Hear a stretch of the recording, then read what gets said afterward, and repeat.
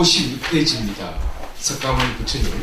여러분께서 다 알고 계시는 내용들입니다만, 다시 한번 정리한다고 생각하시고, 또 이제 이 책이 새롭게 나왔기 때문에 이 책에서 또 어떻게 정리했는가, 그런 면에서도 공부가 될 것 같습니다. 엠테 보시게 되면 석가모니 부처님이라고 되어 있습니다. 그러니까 일반적으로 한국에서는 우리 한국만이 이제 주로 이런 표현을 쓰고 있습니다만은, 석가모니라고 하는 표현과 부처님이라고 하는 표현은 이제 두 개의 호칭이 들어가 있습니다. 석가모니 호칭 따로 있고 부처님 호칭 따로 있는데, 우리가 이제 석가모니 부처님 또는 석가모니 불 해가지고 두 개의 명칭을 사용하고 있습니다. 그 내용에 대해서는 좀 이따 말씀드리고, 또 예전에 조금 언급을 드렸습니다만은, 석가모니라고 하는 것은 이제 석가족에서 이제 나온 성자, 그래서 석가족의 의미를 가지고 이제 석가라고 표현하는 것이고, 모니라고 하는 것은 이제 성자, 인도 표현입니다. 인도말 표현인데 이제 갖다가 문인데 모니라고, 석가족의 성자라고 하는 것이 이제 우리가 이제 호칭하고 있는 부분이고, 그 다음 부처님이라고 하는 것은 이제 깨달은 자, 그래서 붓다라고 하는 것이죠. 그래서 부처 불자를 쓰기 때문에 부처, 그리고 존칭을 써서 부처님, 그래서 두 개 다 이제 부처님에 대한 호칭을 이야기하고 있습니다. 그래서 깨달은 자이기 때문에 이러한 호칭을 이제 부여하고 있는 것이지요. 그런 이제 다음에 나옵니다. 부처님의 이제 성명은 고타마 시타르타가 되겠습니다. 자, 밑에 셋째 줄에 인간으로서 부처님은 불자들이 어떻게 부처님의 길, 진리의 길을 걸어가는 것인가를 몸소 실천하여 보여줍니다. 여러분께서 아시는 바와 같이 불교라고 하는 것은 이제 신본 사상이 아니고 이제 인간으로서 깨달음을 얻어서 이제 부처가 된 것입니다. 그래서 이제 부처 고타마 시타르타 본인이 직접 가신 길, 그걸 이제 부처님이 설하신 진리, 그걸 통해서 이제 보여주신 거지요. 석가모니 부처님 모든 생명의 자비로운 스승이십니다. 그래서 자비로운 스승이라고 하는 것은 이제 뭐랄까요, 어떤 전번에 말씀드린 바와 같이 어떤 나만을 이제 의지해라든가 따르라든가 명령의 표현이 아니고 항상 포용하는 자비스러운 모습이기 때문에 자비스러운 스승이라고 표현하고 있습니다. 그래서 온 세계의 스승이며 모든 중생의 자비로운 어버이신 나의 스승, 그래가지고 이제 자비로운 어버이신 나의 스승이라고 그래가지고 우리가 이제 시아본사 석가모니라고 하죠. 그래서 시아, 나의 그 스승, 본사 밑본자에다가 스승사자입니다. 나의 스승이라고 하는 표현입니다. 시아, 우리가 이제 염송할 때 시아본사 석가모니불이라고 하고 있죠. 나의 스승이신 석가모니불이라고 하는 이제 호칭을 쓰고 있습니다. 그리고 우리가 이제 염문하죠. 전번 시간으로 뗏목을 비해서 이야기했습니다만은, 우리가 이제 수행을 하고 그 다음에 깨달음 얻기까지는 뗏목이 필요하듯이 부처님의 어떤 가르침이 필요합니다. 그렇지만은 이제 내 자신이 이제 깨달음 얻게 되면은 우리 자체가 이제 부처가 되는 것이죠. 그러나 지금은 우리의 스승은 부처님이십니다. 그랬기 때문에 시아본사 석가모니불이라고 우리가 염송을 하고 있습니다. 부처님은 스스로 깨달음을 이뤘고 일체 중생을 깨달음으로 인도하며 그 깨달음의 작용이 원만하며 미치지 않는 것이 없기 때문에 어디에 다 이제 연관이 된다고 하는 것입니다. 지금도 그 스승의 가르침이 들려온다. 인류가 이런 훌륭한 스승을 두었다는 것은 진정 감사한 일이다. 석가모니 부처님께서는 상황에 맞는 적절한 비유로 중생을 가르치시고 걸림없는 몸짓과 부처님이 하시는 것은 이제 걸림이 없다라고 예전에 말씀한 바와 같이 이와 같은 모습은 이제 허공을 가지고 이야기하고 있습니다. 허공에는 걸림이 없지요. 그런데 이제 나중에도 나옵니다만 걸림이 없기 위해서는 우리가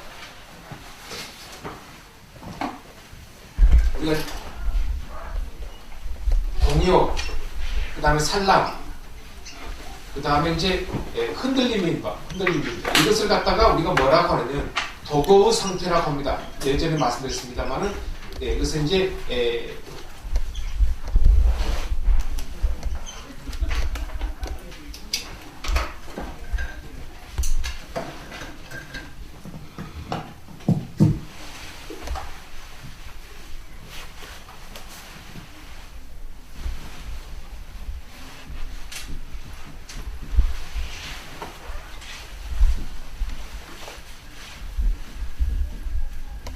흔들떠제다가 들것자입니다.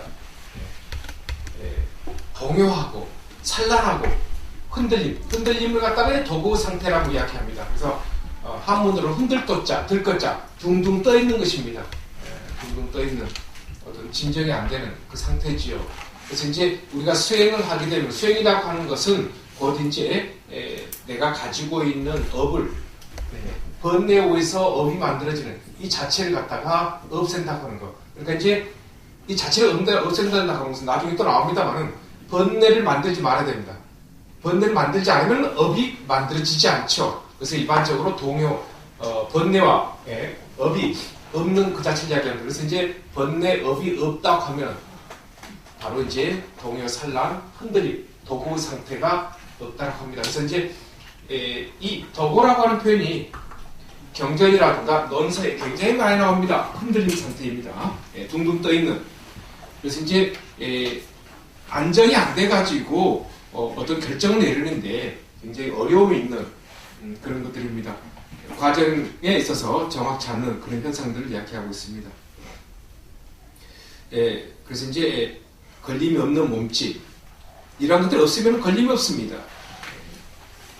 한 가지 더 예전에 제가 말씀드렸습니다만은 이것을 이제 불교 교학책에 굉장히 많이 나오는 것이고 제가 예전에 한번 이것에 대해서 말씀드렸습니다만은 이거 장이라고 하는 것은 장애장자입니다. 장애장자입니다. 번뇌가 장애하고 무엇을 장애하냐면 깨달음을 방해하는 것이지요. 그 다음에 소지라고 하는 것은 다소자에다가 알지자입니다. 그래서 지라고 하는 것은 전번에 말씀과 같이 대상을 이야기하고 있습니다. 모든 대상을 죄송합니다. 소자입니다. 소가 이것이 이제 대상을 이야기하고 있습니다. 대상을 알다. 대상을 알지 못하게 장애해버립니다. 그래서 있는 그대로 대상을 봐야 되는데 대상을 못 보게 합니다. 그래서 그 근원은 뭐였냐? 이 번뇌가 있기 때문에 그렇습니다. 그래서 번뇌라고 하는 것은 여러분 아시는 것 같이 탐진치 세 가지 독소라 해가지고 삼독이라고 이야기합니다. 삼독입니다. 이 세 가지 독소가 있기 때문에 이 번뇌가 있기 때문에 이 번뇌의 힘에 의해서 대상을 못 봐버립니다. 그래서 대상을 알게 할 수 있는 것이 안 되는 장애가 되는 것을 가지고 번뇌장, 소지장이라고 합니다. 한 가지 여담을 말씀드립니다만은 제가 지금 탐진치라고 이야기했는데 이것은 초기 불교, 부처님 설해놓으신 것입니다. 그런데 이것이 대승불교로 오면은 이것이 더 숫자가 많은데 번뇌 숫자가 더 많아집니다. 그래서 탐진치라고 하는 것을 우리가 뭐라고 하느냐? 근본 번뇌라고 합니다. 근본 번뇌라고 얘기합니다. 이것은 초기 불교, 대승불교 똑같습니다. 근본 번뇌라고 합니다. 이것에 의해서 만들어진 걸 갖다가 우리가 지발번뇌라고 합니다. 가지지자 지발입니다. 지말번뇌라고 합니다. 그래서 이 탐진치가 있기 때문에 만들어진 번뇌를 이야기합니다. 그래서 또 지발번뇌라고 하나 더 쓰겠습니다. 이것을 수번뇌라고도 합니다. 수번뇌.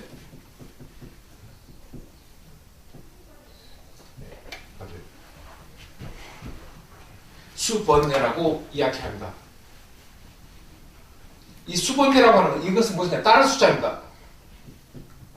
따를 숫자입니다. 따를 숫자인데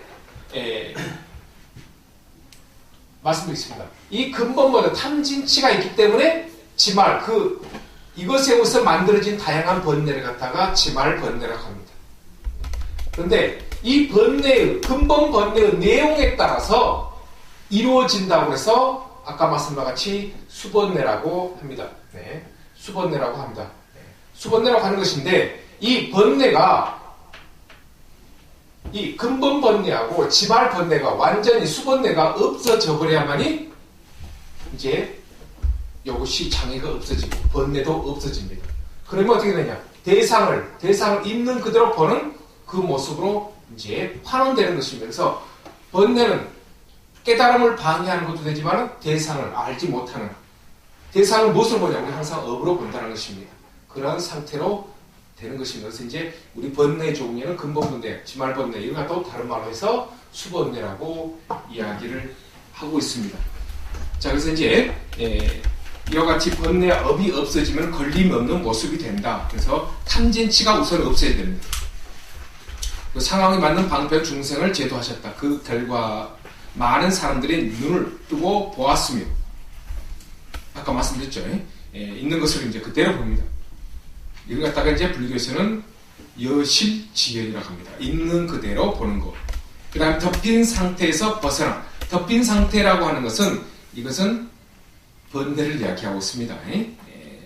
덮인 상태.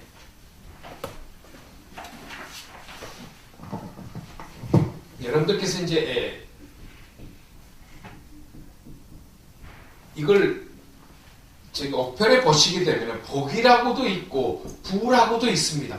부라고도 있습니다. 근데 불교에서는 이걸 복이라고 읽지 않고 덮을 부자로 읽고 있습니다. 덮을 부자. 그래서 이 덮을 부자가 나오게 되면은 무엇을 덮어버리냐? 번뇌가 지혜를 덮어버린다고 하는 것입니다. 그래서 이제 대승에 오면은 뭐라고 하느냐? 유부무기라고 하는 표현이 있습니다. 있을 유자다가 그 다음에 덮을 부자다가 그 다음에 없을 무자 기록할 기자라고 합니다. 그래서 있을 유입니다. 덮음이 있어버려 덮어버려요. 무엇이 덮어버리냐? 번뇌가 무엇을 덮어버려? 이 무기라고 하는 것이 지혜를 의미하고 있습니다. 그래서 덮어버립니다. 무엇을? 번뇌가 지혜를 덮어버린다고 하는 것입니다. 그래서 뭐 여러분 아시는 바와 같이 우리 마음이 이렇게 있다고 하면은 본래는 이렇게 청정시 깨끗했어요. 깨끗했는데 깨끗함을 덮어버립니다. 못 나와요. 못 나옵니다. 이것이 너무 강해가지고 선악이 강해가지고 이 안에 그 지혜가 못 나와요. 완전 못 나오도록 해버린 것이죠. 그래서 이 덮은 상태를 갖다가 유부무기 상태라고 합니다. 여기서 무기라고 하는 것은 전번에 말씀한 것 같이 이제 지혜라고 하는 의미인데 불교에서의 무기라고 하는 것은 세 가지 의미가 있습니다. 침묵이라고 하는 것이 있고 그 다음에 이와 같이 지혜라고 하는 것이 있고 그 다음에 중립이라고 하는 의미도 있습니다. 중립이라고 하는 것입니다. 그래서 침묵, 지혜, 중립. 자, 그래서 이제 덮어버립니다. 못 나오게.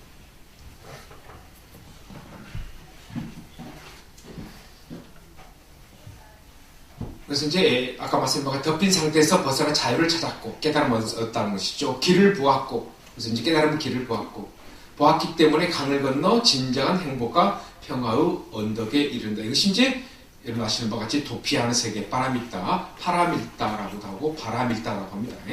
한문으로 도피한 저 언덕을 넘어버렸다. 강을 건넜다라고 깨달음 세계를 강을 건넜다라고 이야기합니다. 강을 건너면은 이제 진정한이라고 하는 것인데요.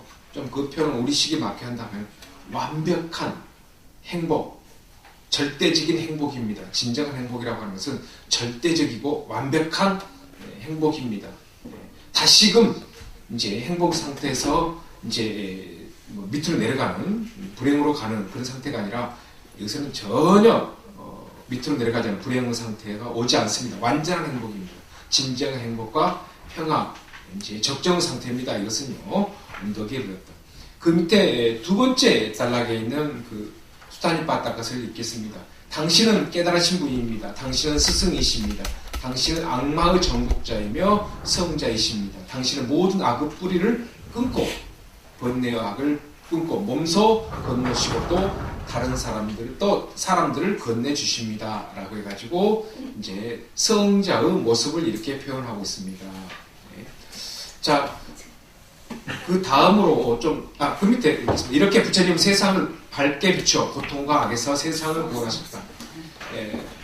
사람들을 아픔과 슬픔에서 건져냈고 연약한 사람들의 보호자가 되었으며 모든 일을 해탈 열반으로 이끌었습니다. 이러한 부처님을 존경하고 찬탄하며 공양을 올리는 것 즉히 당연하며 그것은 복우 바스틀, 복전을 일구는 일입니다. 그러니까 이제 복전을 일군다고 한 것은 자기 자신이 스스로 이제 만들어서 수행해서 이제 복전의 힘으로 인해서 이제 깨달음을 얻는다라고 하는 표현입니다. 이와 관련하여 부처님께서는 다음과 같이 말씀하셨습니다. 그래서 증일 암경입니다. 무슨 인연으로 사람들은 열애께 공양해야 하는가? 열애께서는 항복하지 않는 사람들을 항복하게 하고, 이 항복이라고 하는 것은 어떤 뭐 손을 들고 그런 어떤 영화에서 보는 것이 아니라 이제 마음 공부를 통해서 이제 깨달음 세계로 가는 것을 이야기하고 있습니다. 제도받지 못한 일을 제도하며 해탈하지 못한 일을 해탈하게 하고 열반하지 않은 일을 열반하게 하고 보호하는 이 없는 일을 보호하고 장님에게 눈이 되어지고 병든 사람을 구원해주기 때문입니다. 여리께서는 악마나 천신, 인간 가운데 가장 뛰어나고 훌륭한 복전이며 공경할 만하고 귀하게 여길만 하십니다. 사람들을 바른 길로 인도하시고 진리를 모르는 사람에게 이제 진리를 알게 해줍니다. 또한 석가모니를 위대한 승리자라고 하며 대웅이라고 합니다. 여러분 아시죠? 대웅전을 그래서 위대한 승리자가 있는 곳이다 라고 해서 이제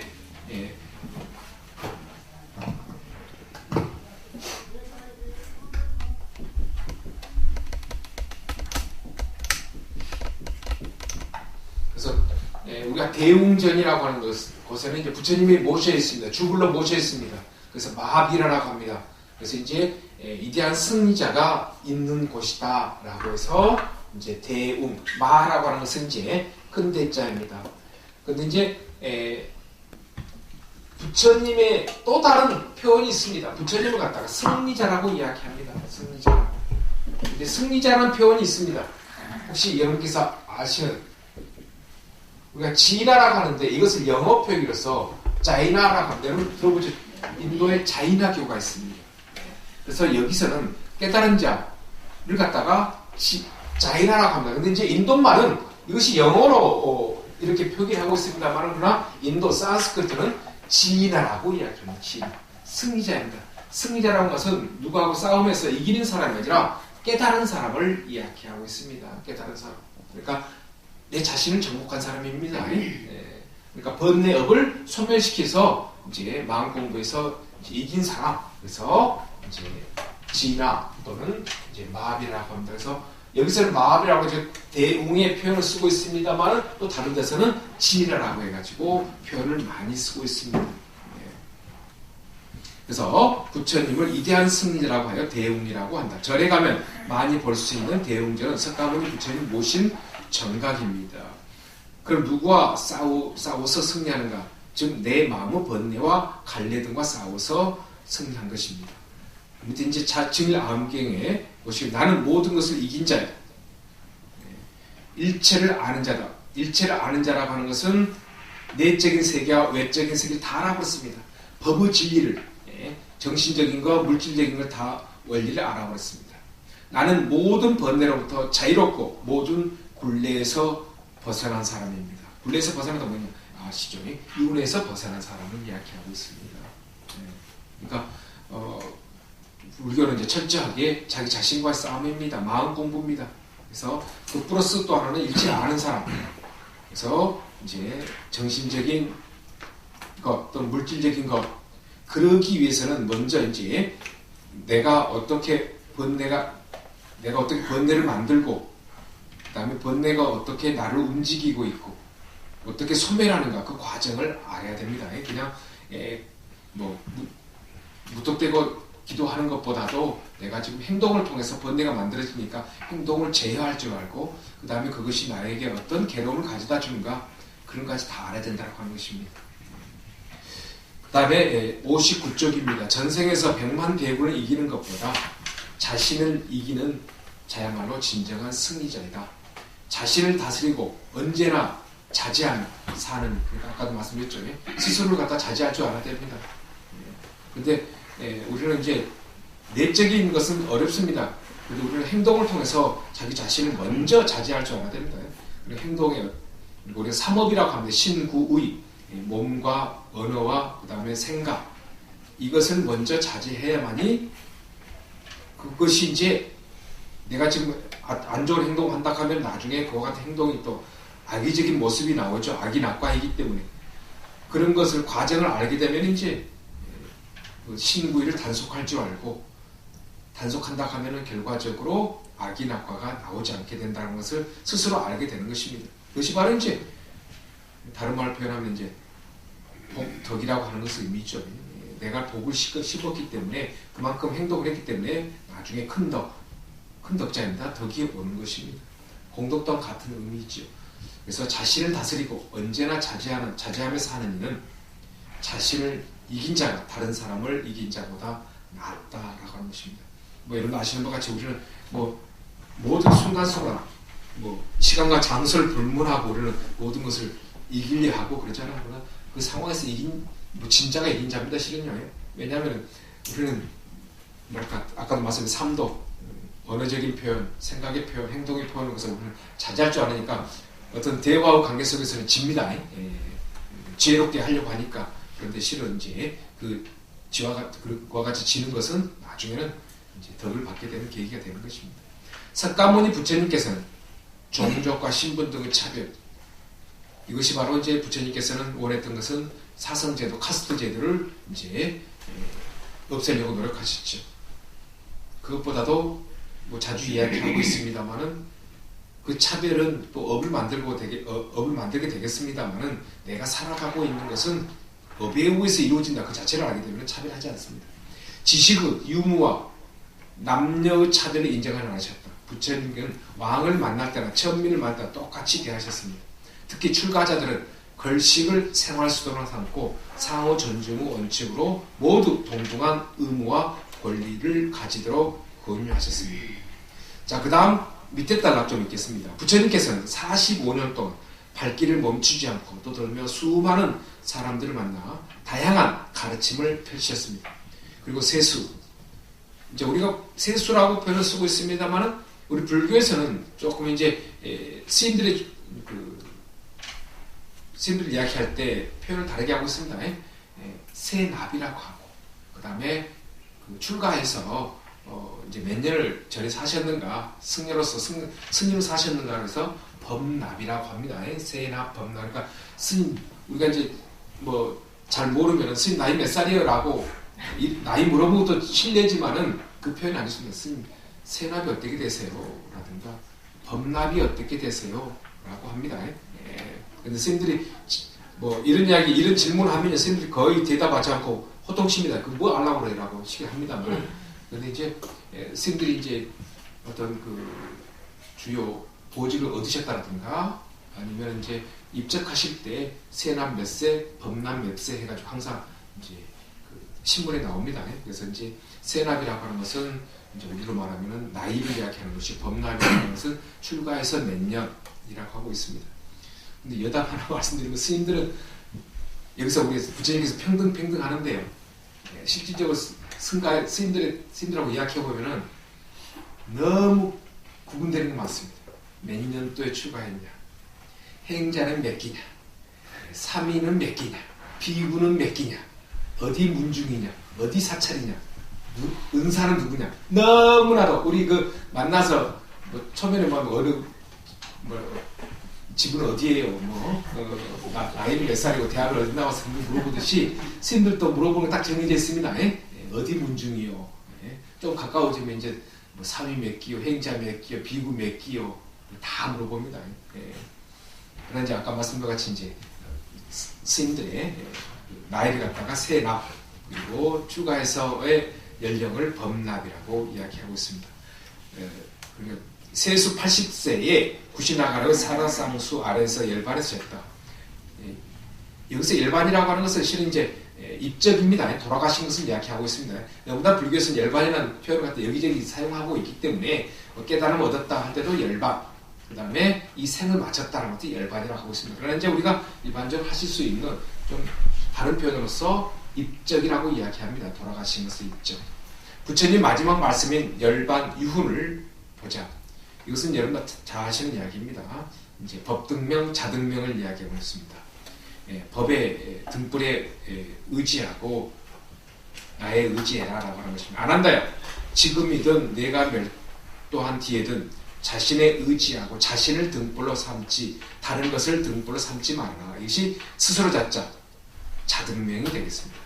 가르침에 의지하고 가르침을 등불로 삼아 다른 것을 등불로 삼지 말라. 부처님이 설해놓으신 법을 등불로 삼아서 그것에 의지해서 법법 찾아가지고 법등명. 그렇다면 그러한 수행자들은 누구든 배우고자 열망하는 자들 가운데 최상의 존재가 될 것이다. 안 한다요. 내가 가고 난 뒤에는 내가 그들에게 가르치고 천명한 법과 율이 그대들은 스승이 될 것이다. 그래서 이제 부처님 설해놓으신 법하고 율이라고 하는 부처님 설해놓으신 이제 도덕적인 것과 승가의 규칙을 이야기하고 있습니다. 거기에 따라서 이제 승려로서의 수행을 해라라고 하는 것입니다. 비구들이요. 그대들에게 당부한다. 모든 형성된 것들은 여기서 물질을 이야기하고 있습니다. 모든 그래서 색즉시공할 색을 이야기하고 있습니다. 모든 형성된 것들은 무상합니다. 그러니까 오고 감이 있는 것이죠. 항상 실체가 없는 것입니다. 변화가 있는 것입니다. 무상하여 사라지기 마련이다. 방일하지 말고 게으르지 말고 부지런히 정진해라 라고 하는 것이 부처님의 마지막 유언이십니다.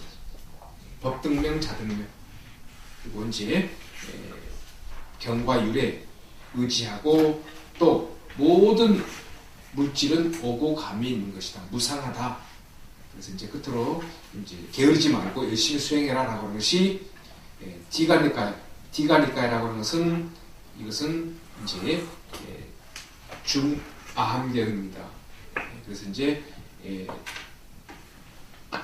아함경 나중에 나옵니다만은 아함경 중에 4개, 아함경은 4개가 있고 그리고 이제 빨리 원제는 5개가 있습니다. 그래서 중아함경 중에 중입니다. 중아함경 중에 대반열반경입니다. 아주 많이 이제 읽혀지고 있는 경제입니다. 이 대반열반경은 부처님께서 마지막에 이제 유행하신 여기저기 다니신 것을 적고 그리고 이제 입적하신 내용에 대해서 구체적으로 언급되고 있는 것입니다. 자, 그 다음에 이제 영원한 부처님이 되겠습니다. 밑에 따라 읽겠습니다. 맨 밑따라. 석가모니 부처님은 구체적인 역사의 현장에서 육신을 갖추고 출현하여 고통으로 신음하는 수많은 중생을 구제하셨습니다. 이러한 부처님을 대승불교에서는 화신불이라고 이야기합니다. 지금부터 이렇게 말씀드린 것은 불교에서는 3가지 부처의 종류가 있습니다. 그걸 삼신불이라고 이야기합니다. 석삼자에다가 몸신자 써가지고 이제 삼신불이라고 합니다.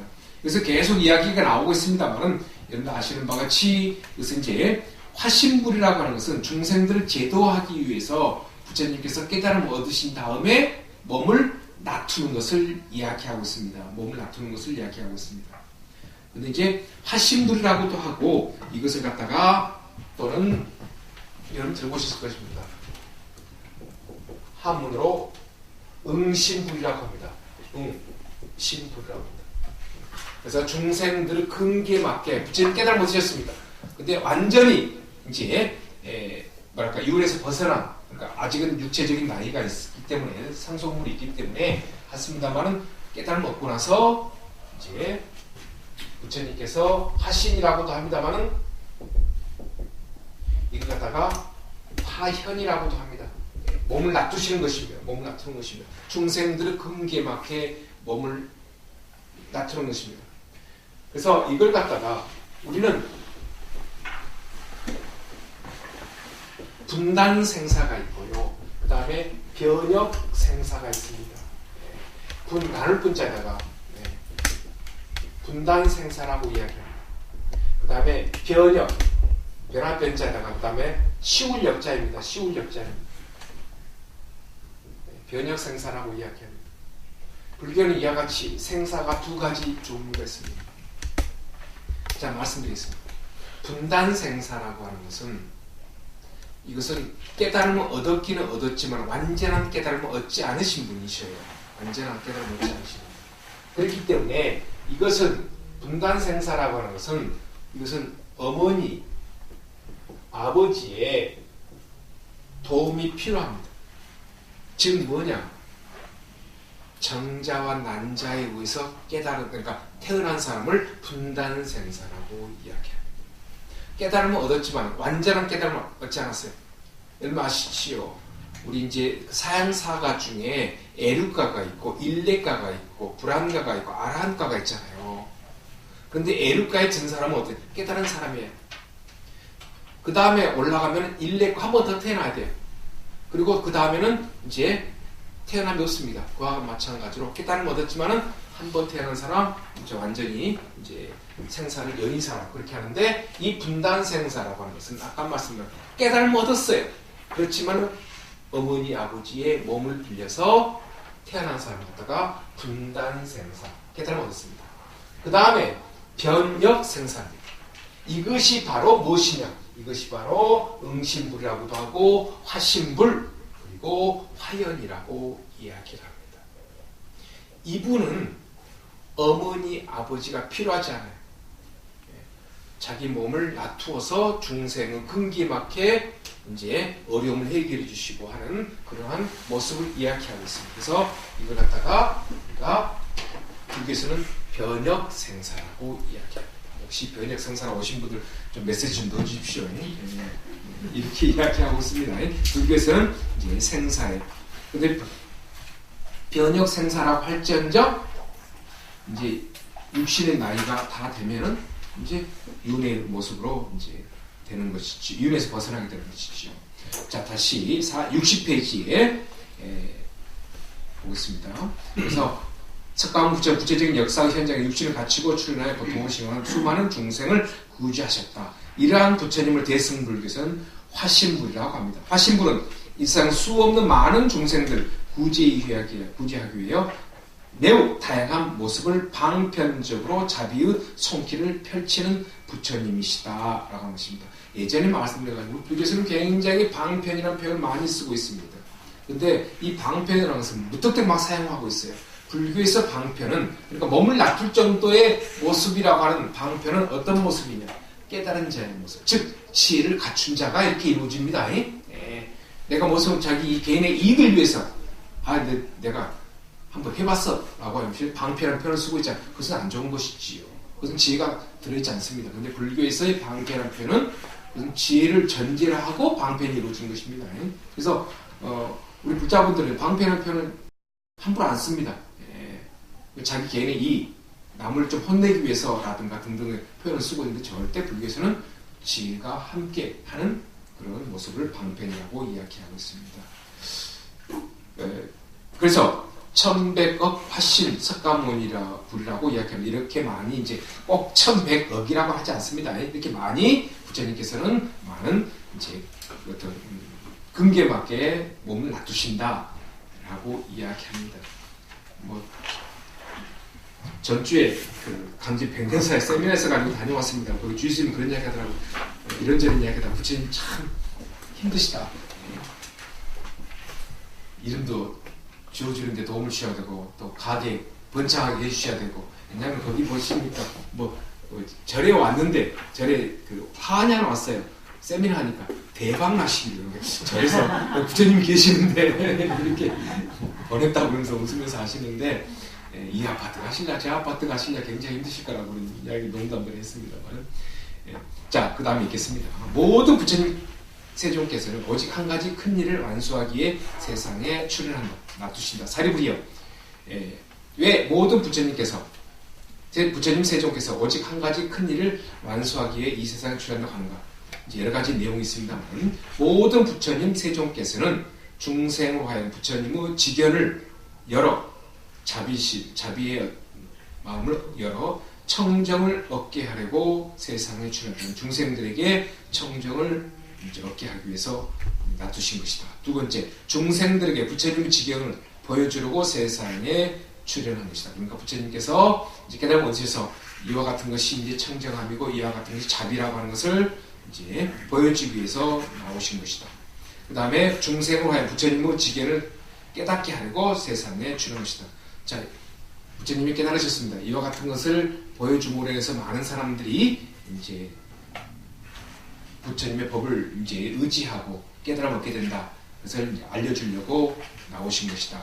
그 다음에 중생을 하여 부처님의 지견의 도에 들어가게 하려고 세상에 출현한 것이다. 그래서 부처님의 말씀을 믿고 그다음에 수행해서 깨달음까지 가게 하는 그런 과정을 일러주기 위해서 출현하신 것이다. 그래가지고 법화경 방편범에 있는 것입니다. 자, 그 다음 우리는 이제 지금까지 뭘 했는 거는 이제 화신불, 응신불을 가지고 이야기했습니다. 지금부터는 이제 법신불입니다. 법신불이라고 하는 것은 이제 그 깨달음의 당체, 본체를 이야기하고 있습니다. 진리의 당체라고 하는 것입니다. 그러나 석가모니 부처님 본래 모습은 육체적 생멸을 떠나 있는 영원한 부처님입니다. 그래서 조금 전에 우리 법신불이라든가, 죄송합니다. 화신불이라든가 나중에 나올 이제 그 보신부, 이것은 육신을 통해서 이야기하고 있는 것이고, 이제 깨달은 것은 육신과 관계없는 본래의 모습을 이야기하고 계신 것입니다. 그분은 깨달음을 보여주기 위해 육신을 지닌 화신불의 모습으로 인도 땅에 태어나긴 했지만 다시 본래 그 자리로 돌아가셨습니다. 이것이 바로 열애라고 하는 표현입니다. 본래 모습으로 돌아가신 분이십니다. 본래 그 자리에 머무는 부처님을 진리 그 자체의 부처님이라고 하여 법신불, 또는 이제 당체라고 합니다. 진리의 당체라고 이야기하고 있습니다.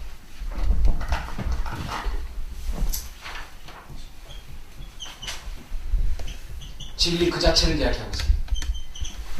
진리. 그래서 진여의 그 자체.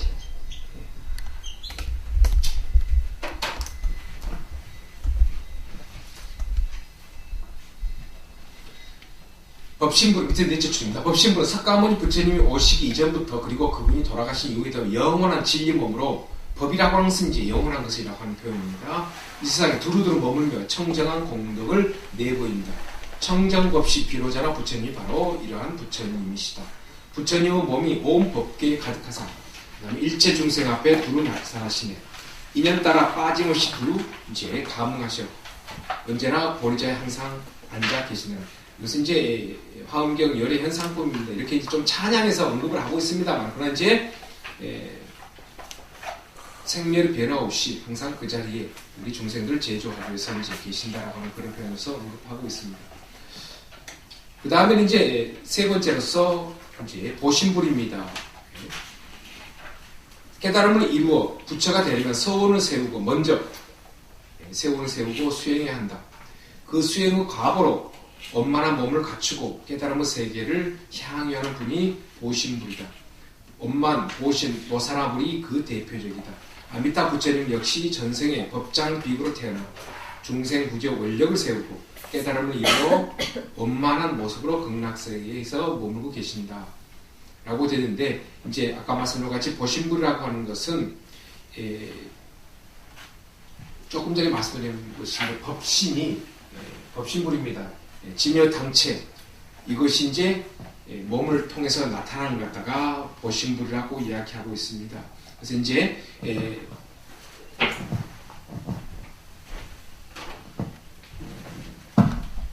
우리가 이제 일반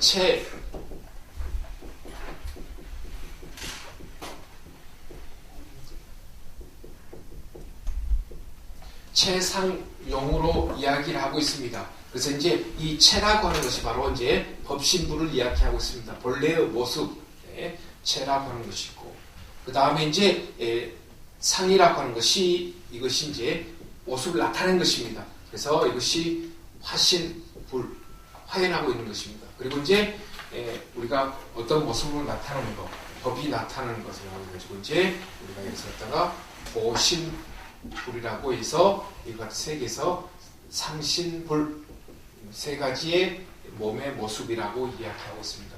그래서 이제 우리의 본래 모습은 이와 같이 이제 법신불의 모습이었죠.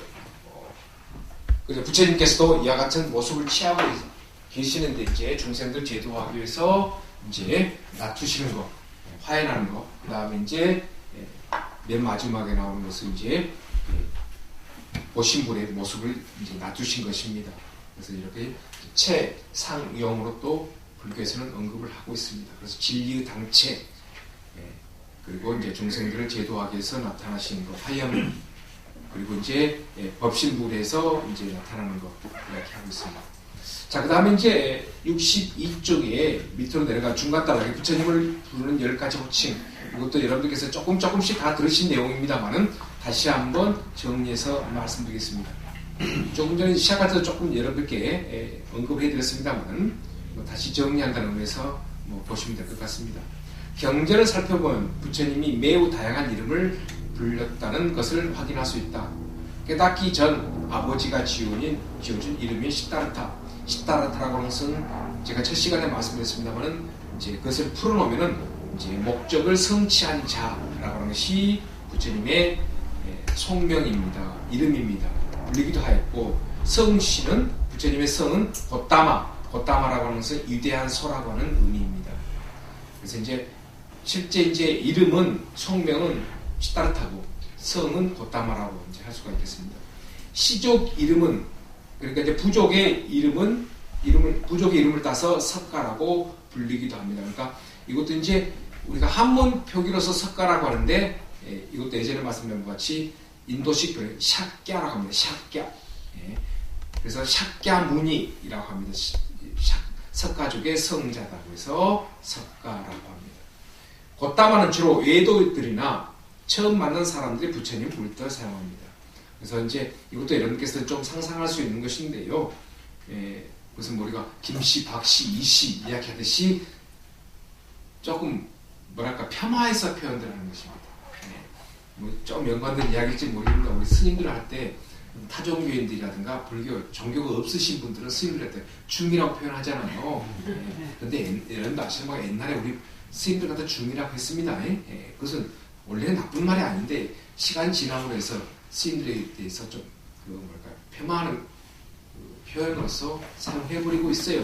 그래서 또 이것도 예전에 여러분께 설명해드렸던 부분인데 원래 이제 이것이 이제 인도식 표현으로 상가, 이것이 이제 승가라고 합니다. 승가. 이것이 중국에서 승가라고 음으로 옮겨놨어요. 그래서 음은 승가이고 이것이 뜻으로는 뭐냐? 화합중이에요. 화합중. 화합해서 무리지어서 하는 사람들이에요. 화합해서 무리지어서. 왜냐하면 예전에 말씀드린 인도에서는 뭐 절을 지어놓고 그 안에서 수영하자 해가지고 하는 것이 아니라 나무 밑에 아니면 바위 밑에서 수영을 하시잖아요. 그러니까 거기 몇 명이서 이렇게 앉아서 수영하고 있는데 사이가 좋아야 되죠. 그래서 제일 중요한 것이 스님들은 화합해야 된다. 화합해야 된다. 그리고 화합하고 그 사람들이 모이는 단체를 갖다가 무리라고 하는 것이죠. 그래서 화합중이라고 이야기합니다. 그래서 요즘에 스님들이 자주 쓰는 표현이 있습니다. 스님들 무슨 일이 있으면 화합해야 된다. 라고 회의 끝날 때 전부 다 만장일치 됐습니다. 화합했습니다. 라고 이야기하죠. 근데 안에서는 만장일치 안 된 거예요. 근데 발표할 때는 만장일치 이렇게 하고 있죠. 스님들 굉장히 강조하십니다. 화합이라고 하는 거. 왜? 스님들의 그 칭호가 여기서 나왔기 때문에, 그리고 부처님께서 누누이 강조하신 것이 화합이었기 때문에, 그래서 무리중자를 쓰고 있습니다. 이것을 그대로 사용해가지고 스님들 갖다가 중이라고 했던 것입니다. 그래서 어른 스님들이 좀 젊은 스님들에게 조금 비판하기 위해서 요즘 중들은 공부도 안 해, 수행도 안 해 라고 이야기한다든가, 또 스님들이 우리 스님들의 자신들에 대해서 좀 낮게 표현해서 저희 중들이 뭐 알겠습니까? 라고 좀 겸손해서 이야기하는 표현들이 있습니다. 이것은 우리 이제 어떤 교단 내에 사용하는 표현이고, 그런 이제 타 종교라든가 무종교인들이 옛날에 사용했던 표현, 이 표현을 갖다 그대로 쓰고 있습니다. 그런데 이제 어떤 고의적으로 하면 안 좋겠죠. 안 좋겠지만은, 그런데 이제 우리가 지금 쓰고 있는 표현은 이제 여기서 승가에서 가짜가 빠지고 이제 승이라는 표현을 하는데, 여기서 이제 존칭을 가지고 승님 이라고 하다가 발음이 그러니까 이것이 이제 스님으로 이렇게 이제 줄여진 것입니다. 그래서 이제 조금 이제 표현에 어떤 부분이 있습니다만은, 이제 부처님 제설시에도 좀 외도들하고 하는 것은 이제 불교 의의 사상, 종교를 전부 다 외도라고 합니다. 그 사람들이 이제 부처님에 대해서 이제 뭐 석시, 고타마라고 쓴다면은 석시 그렇게 이제 부른 것이죠. 예? 자, 부처님은 밑에 셋째 줄입니다. 60페이지. 부처님 깨달음을 이룬 뒤 주로 10가지 이름으로 많이 불리고 있습니다. 이를 열의 시포라고 합니다. 이 10가지 이름을 통해 부처님이 어떤 분이셨는지 세상 사람들의 눈에 어떻게 보였는지 이제 살펴보고자 합니다. 자, 그 위에 이제 63쪽에 위에 이제 쭉 나와 있습니다. 나는 이제 이 세상에서 깨달음을 이루어 열애가 되었으니 은공이라고도 하고 등정갑, 명행조, 선서, 세간의 무상사, 조장부, 천인사, 불, 세존으로서 이것은 이제 몇 가지로 쭉 밑에 나옵니다만은 이제 그 10가지를 갖춘 사람은 정멸이 된 사람. 정멸이라고 하는 것은 이제 업을 소멸시킨다고 해서 정멸. 그 다음에 깨달음을 얻다고 해서 열반. 볼이라고 하는 것은 여러분 아시는 볼이라고 하는 것은 그것은 인도말 보티를 갖다가 중국에서는 이걸 갖다가 보제인데 이걸 읽을 때는 불교에서는 보제라고 않고 보리라고 읽습니다. 보리라고 있습니다. 그래서 우리 보리사타 보살할 때 앞부분입니다. 보디사트바 할 때. 그래서 이것은 깨달음을 의미하고 있습니다. 깨달음. 네. 그래서 이제 보리, 보디 또는 보제라고 하는데 우리가 보리 깨달음을 이야기하고 있다는 것입니다. 정멸에 든 자고 열반에 든 자고 깨달음으로 향함, 잘감이라고 하는 밑에 나옵니다. 그러니까 이제 깨달음 상태로 가신 분 이것입니다. 선사라고 합니다. 바른 깨달음의 법을 살한다. 자, 밑에 읽겠습니다. 열애는 진리에서 나타난 분, 중생을 제도하기 위해 진리의 모습 그대로 이 세상에 찾아온 분이라는 뜻이다.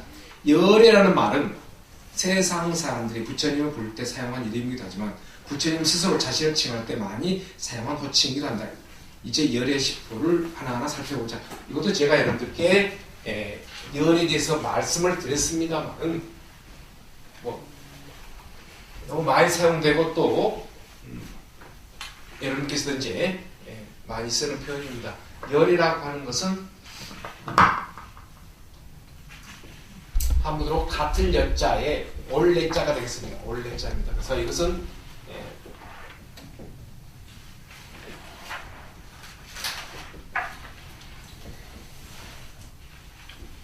같다, 같다라고 이야기하고 있습니다. 같다, 같다라고 이야기하고 있습니다. 그래서 이것이 이제 같을 여자, 그 다음에 같다라고 하는 것은 올레자입니다. 사전에 보시게 되면 이것이 이제 오다라고 하는 의미도 있고 가다라고 하는 의미가 있습니다. 그런데 여기서는 이제 오다라고 하는 의미로 사용하고 있습니다. 그래서 이제 본래의 모습대로 본래의 모습과 같이 이제 오신 분, 그러니까 이제 깨달음을 얻으신 분 이렇게 표현하고 있습니다. 그러니까 이제 본래 청정했던 것인데 이와 같이 청정했었던 것인데 우리는 중생들이 번뇌 업에서 더럽혀졌습니다. 그런데 수행을 통해서 다시 본래의 모습으로 돌아오신 분 해가지고 열이라고 칭호를 하고 있습니다. 자, 이분의 10가지 칭호에 대해서 보겠습니다. 뭐 아까 말씀과 같이 이제 다 알고 계신 부분이니까 좀 복습하는 생각하시고 들으시면 되겠습니다. 첫째는 은공이다. 모든 이들로부터 공양받을 자격을 충분히 갖춘 분이라는 뜻이다. 즉 존경받아 마땅한 분이라고 한다고 하는 것입니다. 실은 이것은 이제 어디서 가지고 왔느냐? 아르한입니다. 아르한인데 이것을 중국에서 아라한, 그 다음에 이거가 쪼개가지고 나한, 뭐가 나하죠? 나한전님 500나한 모셔야 있는 이제 아르한, 이것은 이제 빨려입니다. 빨려 아르한에서 따와가지고 아라한이라고 중국에서 이야기했습니다. 그런데 이것은 뭐냐? 이제 공이라고 이야기했어요. 응당 이제 공양을 받을 만한 자라고 이야기합니다.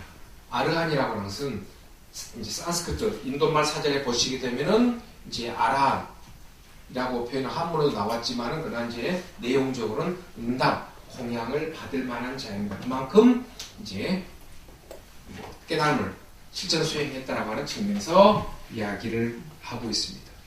자, 그 다음 두 번째입니다. 두 번째는 등정각이라고 하고 있습니다. 등정각이라는 것은 말 그대로 바른 깨달음을 얻은 자, 바른 깨달음을 얻은 자입니다. 바른 깨달음이라고 하는 것은 그러면 반대로 나쁜 깨달음이 있느냐? 완전한 깨달음을 얻은 자입니다. 완전한 깨달음을 얻은 자. 이것이 바로 여러분 아시는 바와 같이 안욕따라 삼맥삼보리의 완전한 깨달음을 이야기하고 있습니다. 네. 등정각입니다. 등정각입니다. 네. 완전한 깨달음을 얻으십니다. 한문 그대로는 바른 깨달음을 얻은 자라고 하는데 뭐 말꼬리 잡자면 그럼 받자. 그럼 바른 깨달음을 얻지 않은 사람은 어떠냐? 그렇게 만듭니다. 둘째는 등정각이다. 자, 등정각을 얻은 사람은 정변지라고 이야기합니다. 발을 자묵자, 두루변자입니다. 두루변자입니다. 두루변자는 무엇이냐? 모든 것을 다 알아버리는 것입니다. 정신적인, 내적인 세계, 외적인 세계, 모든 것을 한순간에 다 알아버립니다. 자, 읽겠습니다. 등장가고 완전한 깨달음을 얻으신 자는 정변지가 됩니다. 일체 지혜를 갖추어 온갖 여기 나오네요. 물질적 원리 변화, 정신적 원리 변화, 정신적 현상입니다. 현상에 대해 모르는 것이 없는 분이라는 뜻이다. 즉 가장 지혜로운 분이라는 것입니다. 옳고 그름을 알아버려요. 자, 재밌는 것은요. 물질적, 정신적 현상이라고 이야기하는데 이것을 실은 여기다가 원리와 현상이라고 원리라는 표현을 써야 됩니다. 왜냐하면은 현상은 무엇입니까? 현재 나타나는 모습이지요. 근데 우리는 현재 나타나는 모습, 현상 그것 가지고 이야기하면 안 됩니다. 그것을 만들어내는 그 이전의 모습. 그러니까 원리가 있기 때문에 현상이 이루어집니다. 근데 이 현상만 가지고 이야기하면 안 됩니다. 현상을 만들어내는 그 원리, 그 자체를 알아버려야 됩니다. 근데 우리가 이 현상을 보게 되면은 그냥 단순하게 보지 않고 수행을 통해서 보게 되면 이 원리를 왜 이와 같은 현상이 나타나는가 라고 원리를 알아버리게 됩니다. 그래서 이제 근본적으로는 아까 말씀드린 것 같이 물질적, 근신적 원리와 현상에 대해서 완전히 알게 해버립니다. 그래서 두루 아신 분이라고 해서 정견지 그 상태에 이르신 분이라고 해서 등정각. 그 다음에 셋째는 명행족입니다. 밝을 명자고 그 다음에 행이라고 하는 것은 행할 행자입니다. 자, 명은 무엇이냐? 여러분 아시죠? 12연기 맨 앞에 뭐가 있죠? 무명이 있지요. 무명은 어리석음이 있기 때문에 무명한 상태입니다. 우리는 지금 무명한 상태이기 때문에 인간의 모습을 대하고 있습니다. 그럼 명이라고 하는 것은 무엇이냐? 거기 막 있는 것 같이 지혜를 의미하고 있습니다. 그래서 명은 지혜를 부족한 자이고 행은 실천을 의미합니다. 즉 지혜와 실천을 완벽하게 갖춘 분입니다. 그래서 이 명행족 지혜와 행을 갖춘 자라고 하는 것인데 이 사람은 어떤 사람이냐? 예전에 말씀드린 것 같이 개정해를 갖다가 세 가지 공부라고 해서 삼학이라고 이야기합니다. 개를 갖추고 그 다음에 정을 갖추고 그 이후에 지혜가 이루어집니다. 지혜가 이루어집니다. 몸 단속을 한 것이죠. 개체가 됩니다. 바른 몸의 모습이 이루어집니다. 바른 모습이 이루어지면 그 사람은 정의, 삼매를 경험할 수 있습니다.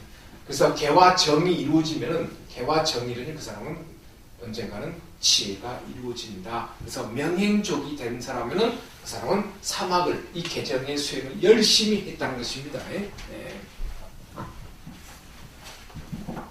자, 그 다음에 이제 네 번째는 선서다. 선서라고 하는 것은 이것은 이제 맨 위에 보시게 되면은 둘째 줄에 빨간 표현이 있습니다. 빨간 표현 중에 두 번째 착할 선자에다가 갈서자입니다. 갈서자. 갈서자입니다.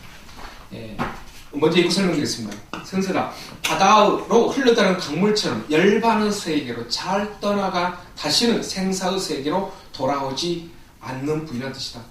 그래서 이제 한문으로 말하면 잘 가신 분입니다. 잘 가신 분이라고 하는 것은 피하는 세계, 깨달음 세계에 잘 도착하신 분이십니다. 네. 자, 이것이 무엇이냐? 인도말 좀 쓰겠습니다.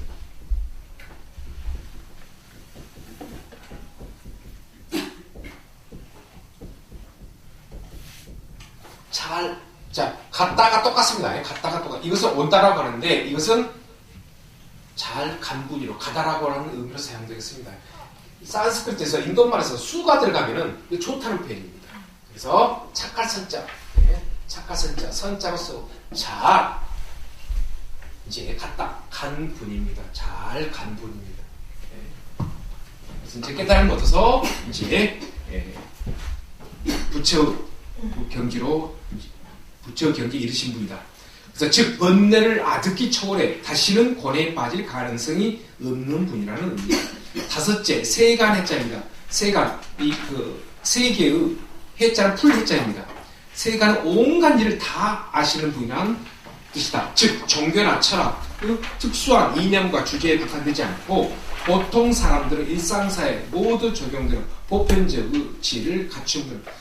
이것은 뭐냐면 찰나찰나 모든 일들에서 다 알 수 있는 그런 능력을 갖추게 된다는 것입니다. 하나를 보면 열을 알 수 있는 그런 모습이다라고 하는 것입니다. 자, 여섯째입니다. 무상사입니다. 없을 무자, 일상자, 선비사자입니다. 선비사자. 그래서 이제 모든 것 중에서 부처님의 깨달음이 가장 높다라고 해서 여러분 아시죠? 안욕따라 삼력삼벌이할 때 무상정등각이라고 하잖아요. 그와 같이 무상입니다. 어느 것과 비교도 안 되고 부처님의 깨달음이 제일 높다라고 해서 무상사라고 이야기합니다. 중생 가운데 가장 높아 그보다 훌륭한 자를 찾을 수 없는 대장부라는 뜻이다. 즉 시간과 공간을 초월해 세상에서 가장 훌륭한 분이다 라고 해서 이제 내 다음에 나옵니다만은 인간과 신보다도 높은 그런 분이시다라고 해서 무상사다. 일곱 번째 조장부입니다. 이 조라고 하는 것은 이제 고를 조자라고 이야기합니다. 조장부, 능숙한 솜씨로 야생마를 길들이는 훌륭한 마부처럼 지혜와 자비를 겸비하고서 다양한 방법으로 근기에 맞게 중생들을 진리에 순응하도록 이끄는 분이라는 뜻입니다. 그래서 이제 여기서는 조장부라고 하는 것인데 이것은 고를 조자입니다. 누구를 이제 고르게 하는 거냐? 인간들입니다. 그래서 조인사라고 합니다.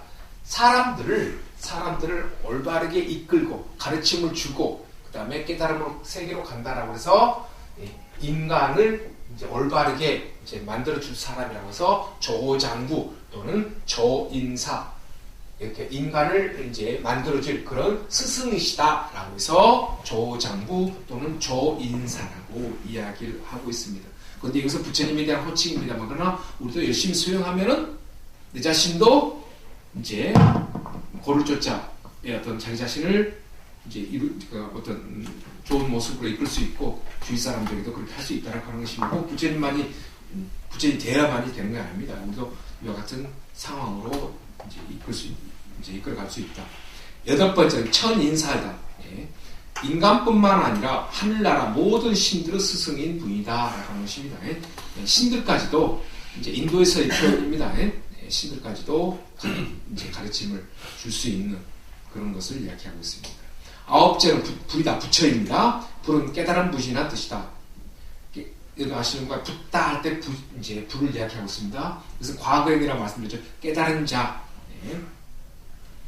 깨달은 자라고 하는 것은 지혜로 가득 찬 자, 그리고 번뇌 업을 소멸시킨 자, 또는 이제 업이 없어져 버렸기 때문에 두 가지로 표현하죠. 업은 무엇을 만들어내죠? 나를 만들어냅니다. 자아를 만들어냅니다. 그래서 자아가 없어져 버렸기 때문에 뭐라고 그러죠? 무아.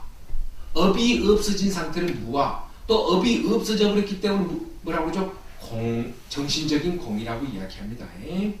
그래서 마음을 비우시오라고 하는 것은 업을 없애시오, 공이 된 상태입니다. 그래서 지혜를 갖춘 자는 부처가 되는 것이고 업이 없어지면 무아라고 할 수 있는 사람, 그 다음에 업이 없어지면 또 공이라고 할 수 있는 사람 갖다가 부처 불자라고 표현하고 있습니다. 마지막입니다. 세존입니다. 세존은 세상에서 가장 존귀한 분. 그래서 세존, 높을 존자입니다. 세상에서 제일 높으신 분, 존경받을 만한 분이라고 해서 세존이라고 합니다. 세존은 세상에서 가장 존귀한 분이라는 의미를 담고 있다. 그런데 제가 예전에 말씀드린 바와 같이 원래 세존이라고 하면 인도말로 바가범이라고 합니다. 바가범, 바가바라고 합니다. 근데 그 인도말의 의미는 행복을 가진 자입니다. 그래서 세존이라고 하는 표현보다도 인도말의 의미는 행복을 가진 자, 그 행복은 영원한 행복을 가진 자, 선과 악에서 만드는 업에 의해서 기쁨을 느끼는 그런 행복이 아닙니다. 업이 완전히 소멸되고 없어지는 사람, 없어지는 사람, 그래서 행복을 가진 자 또는 행운을 가진 자라고 이야기합니다. 그걸 갖다가 이제 중국에서는 표현을 다르게 썼어요. 세존, 행복을 가진 자이니까 그 사람은 세상에서 존경받을 만한 사람이다 라고 해가지고 중국에서는 그러다가 세존이라고 써버렸습니다. 세존이라고. 그래서 이제 세존은 세상에서 가장 존귀한 분이다라는 의미를 담고 있다. 불과 세존은 대중들이 부처님을 부를 때 가장 흔하게 사용하는 호칭이다. 그 다음에 한 가지만 더 하고 치겠습니다. 65쪽입니다. 이처럼 열의 시포는 석가모니 부처님 한 분의 특수한 인격을 표현할 뿐만 아니라 모든 불자들이 이상으로 추구하는 완전한 인격체의 특성을 말합니다. 인격체입니다. 신이 아닙니다. 우리도 거기에 다가갈 수 있다는 것이죠. 따라서 부처가 되기 위해 노력하는 불자는 이 열의 시포에 따라 부처로 살고자 노력해야 된다. 우리도 가능하다는 이야기입니다. 네. 그렇게 하려면 먼저 부처님께 헌신하고 존경하는 마음을 품어야 한다. 그것은 이제 열심히 수행하자라고 하는 측면에서 이야기하고 있습니다. 열의 시포가 바로 부처님에 대한 믿음과 헌신의 직접적인 표현이고 또 그 믿음은 구체적인 내용이라고 할 수 있습니다. 이 열의 시포를 잘 기억하고 음미한다면 부처님에 대한 보다 깊은 이해와 믿음이 생기며 깨닫고자 하는 믿음입니다. 부처님을 단순하게 어떤 절대자로서 믿음이 아닙니다. 믿음이 생긴 불자가 나아갈 지향점 역시 명백해진다. 이러한 것들을 얻을 수 있다. 우리도 수행하면 이와 같은 거 얻을 수 있고 변화될 수 있다. 라고 하는 측면에서 이렇게 이제 이야기하고 있습니다. 연관된 이야기입니다만 좀 쉬었다가 10가지 위신력에 대해서 이야기하겠습니다. 네, 중간에 부처님의 10가지 위신력입니다.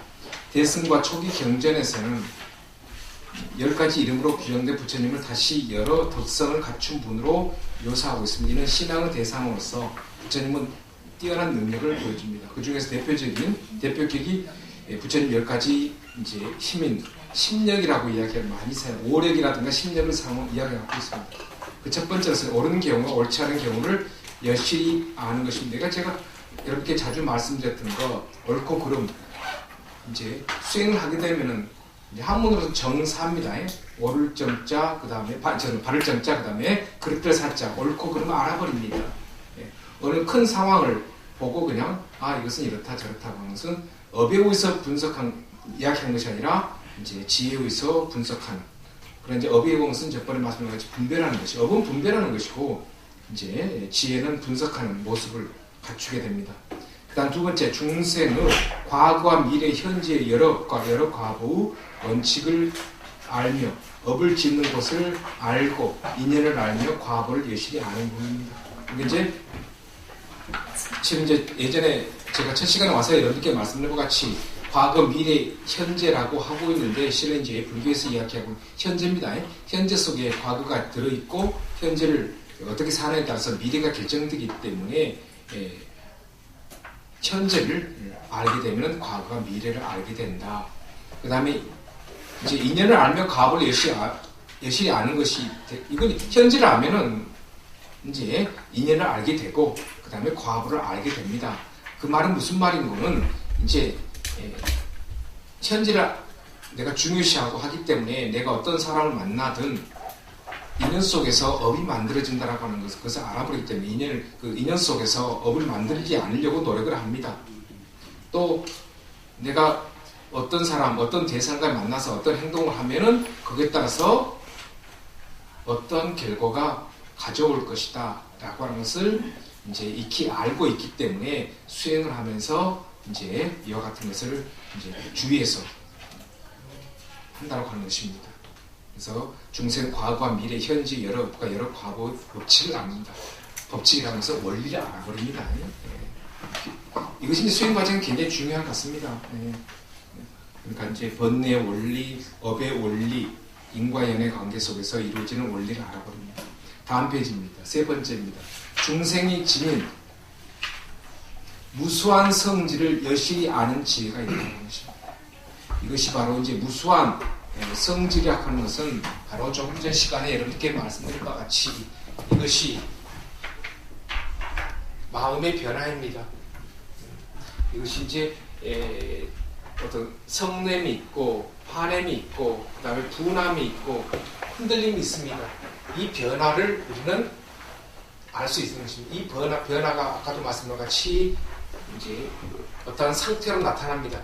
근데 우리는 우선 중생들이기 때문에 이 변화를 알아야 됩니다.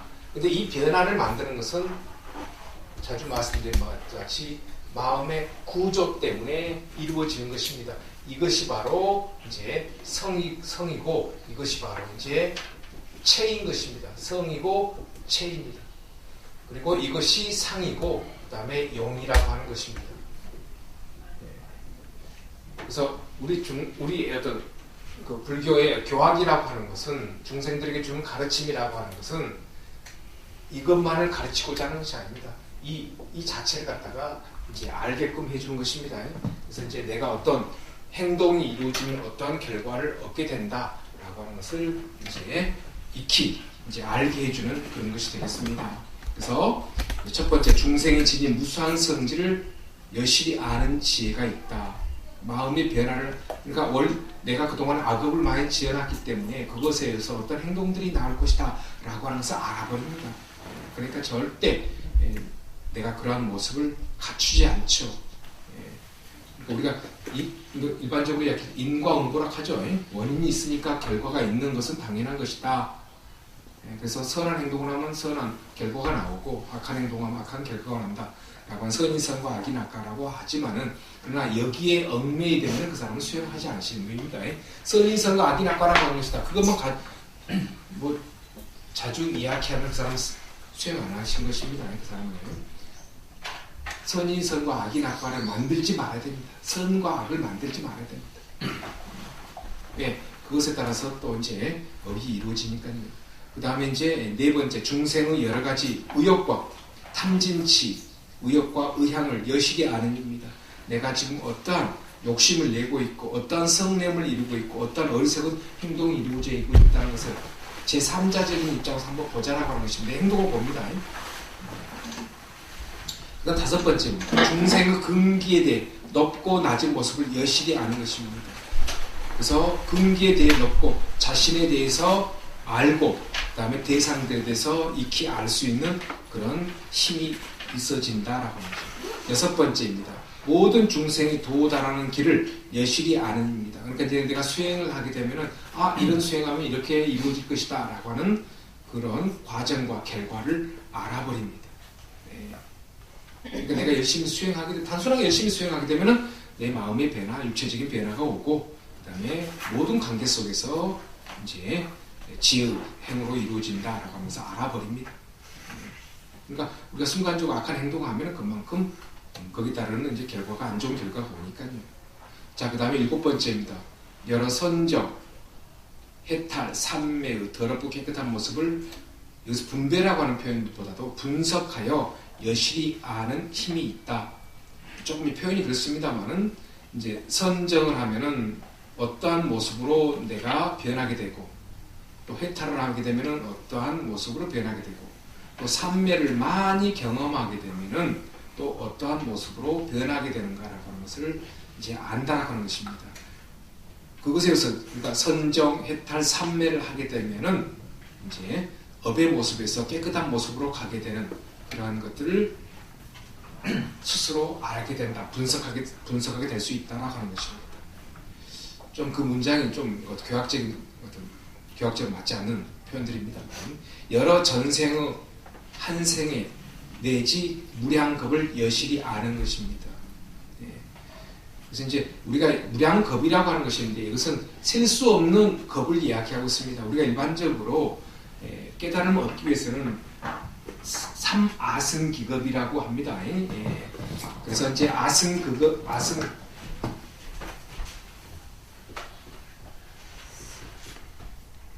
아상끄야라고 하는 것을 갖다가 이제 중국 사람들이 아승기야라고 이야기합니다. 그런데 이것은 무량수 또는 이제 한량 끝이 없는 숫자라고 해서 무진수라고도 합니다. 끝이 없는 숫자입니다. 그런데 이제 경전에 보시게 되면은 이제 제1 아승기겁, 그 다음에 2 아승기겁, 3 아승기겁이라 가지고 깨달음을 얻기 위해서는 3 아승기겁이 걸린다라고 하고 있습니다. 그런데 이제 제1 아승기겁을 숫자로 4억 3,200만 년이라고 합니다. 도저히 우리가 헤아릴 수 없는 그런 추상적인 숫자이죠. 그래서 4억 3,200만 년이 지나게 되면은 이제 제1 아승기겁이라고 이야기합니다. 그래서 이제 적어도 12억, 13억 정도는 지나야 완전한 깨달음을 얻을 수가 있습니다. 이것이 이제 경이란 논서에 나오는데 또 하나의 논서에 섭대승론서기라고 하는 그 논서에 보시게 되면 세친 스님이 쓰신 것인데 이 삼아승기겁이라고 경이라든가 논서에 이야기하자면 일찰나에 한 찰나에 깨달음을 얻을 수 있다라고 조금 좀 긍정적인 표현도 쓰고 있습니다. 그래서 이제 오랫동안 수행을 해야만이 이제 깨달음을 얻을 수 있다. 다른 반면에 우리가 그만큼 우리 마음속의 업이 꽉 차 있다라고 하는 표현으로서 이제 대신하고 있습니다. 그래서 이제 아까 말씀드린 것 같이 무량겁이 이제 지나는 것을 우리는 여실히 알 수 있다라고 하는 것인데 꼭 4억 3,200만 년 그뿐만 아니라 오늘을 알게 되면 내일을 알게 되고 또 모레를 알게 되고 1년 후, 10년 후, 내생까지 볼 수 있다. 그렇게 이해하시면 좋겠습니다. 모든 중생의 각가지 생사하는 모습을 여실히 아는 것입니다. 오고 감을 압니다. 제가 수업 시간에 자주 여러분께 말씀드립니다만 이것도 또한 그렇습니다. 오늘 알게 되면은 내일 알게 되고 5년 후로 알게 되고 10년 후로 알게 됩니다. 거기에 따라서 여기서 같이 생사를 알게 됩니다. 즉 내가 어떻게 생을 마감할 것인가, 그리고 허공에 있을 때 어떠한 모습으로 내가 살아갈 것인가, 어떠한 모습을 갖추고 어머니 아버지를 만날 것이냐, 그 다음에 어머니 몸속에서 어떻게 10달간 이제 몸이 성장이 될 것인가, 그 다음에 어떻게 어머님 몸에서 나올 것인가, 태어날 것입니다. 이때 굉장히 더 중요합니다. 여러분 하시는 것 같이 머리가 먼저 나오냐, 다리가 먼저 나오냐, 이것을 또 경이라든가 논설에서 이야기하고 있습니다. 이거 전부 다 업으로 연관시키고 있습니다.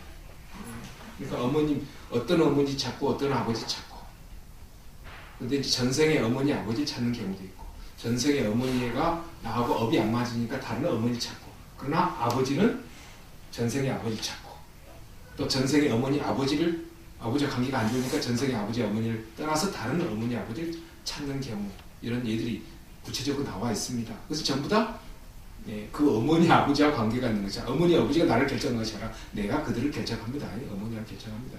그래서 아까 말씀과 같이 내생을 결정하고 죽음의 순간 고통으로 이제 죽음을 택하느냐, 아니면 편안한 죽음을 택하느냐, 그리고 이제 허공에 머무를 때 어떻게 머무르느냐, 그리고 이제 어머니 아버지를 택하는 것, 어머니 몸속에서 어떻게 10달간 성장하느냐, 그것은 어머니 업하고 연관됩니다. 어머니가 잘못된 행동을 하면은 건강하지 못한 불구자로 태어날 수 있습니다. 어머니 행동 잘못하잖아요. 그 다음에 어머니 아버지를 괴롭히기 위해서 거기서 생을 마감합니다. 사상이 있죠. 그런 것들이 이제 그 육아사지론이라고 하는 데하고 구사론, 그 다음에 정법 염처경에 나와 있습니다. 경하고 논서에 나와 있습니다. 그 다음에 아까 말씀과 같이 어머니 몸에서, 그러니까 어머니 몸에 들어가는 것을 우리가 뭐라고 하죠? 탄생.